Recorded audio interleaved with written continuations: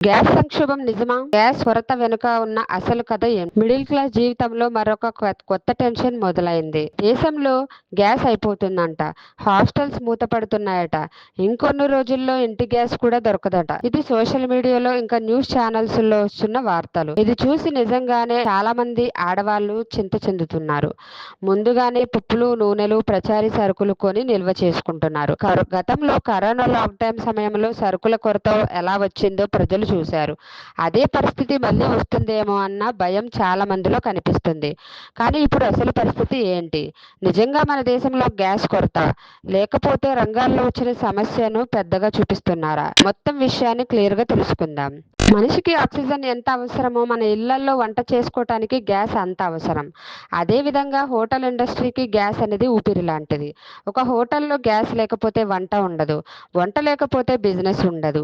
అందుకే commercial gas కొరత గురించి వచ్చే వార్తలు హోటల్ వ్యాపారులను తీవ్ర ఆందోళనకు గురిచేస్తున్నాయి. ప్రజెంట్ దేశంలో వినిపిస్తున్న సమస్య ఎక్కువగా ఈ కమర్షియల్ ఎల్పిజి సిలిండర్లకు సంబంధించింది.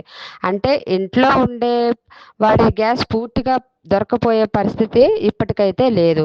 కానీ హోటల్ ఇండస్ట్రీ మాత్రం ఈ ఒత్తిడిని ఎదుర్కొంటుంది. ఈ సంక్షోభానికి ప్రధాన కారణం పశ్చిమ ఆసియాలో జరుగుతున్న యుద్ధం. ప్రజెంట్ ఇరాన్ మరియు ఇజ్రాయెల్ మధ్య వృద్ధిగతలు తీవ్రంగా ప్రభావితం అయింది. ప్రపంచంలో చమురు మరియు సహజమైన సరఫరా అక్కడి నుంచి జరుగుతుంది. అంటే ఇంపోర్ట్ ఆధారం నుంచే జరుగుతుంది. ఈ మార్గం మొత్తం మూసుకుపోతే లేదా యుద్ధ పరిస్థితి ఉంటే ప్రపంచ ఇంధన మార్కెట్పై పెద్ద ప్రభావం పడుతుంది. దాదాపు 60% దిగుమతి ద్వారానే వస్తుంది. ఈ దిగుమతుల్లో ఎక్కువ భాగం పశ్చిమ దేశాల నుంచే వస్తుంది. అందుకే అక్కడ యుద్ధ పరిస్థితులు వస్తే భారత్లో కూడా సరఫరా వ్యవస్థపై ఒత్తిడి పడుతుంది. అయితే ప్రభుత్వం చెబుతున్నది ఏంటంటే పూర్తిగా గ్యాస్ అయిపోయే పరిస్థితి అయితే లేదు. సరఫరా నిల్వలు ఉన్నాయని కేంద్రం చెబుతోంది. అలాగే సరఫరా వ్యవస్థల్లో కొరత రాకుండా చర్యలు కూడా తీసుకుంటోంది. సో ఆడవాళ్ళు మీరేంటంటే గ్యాస్ చక్కగా చూసుకుని అదుపులో వాడుకోండి.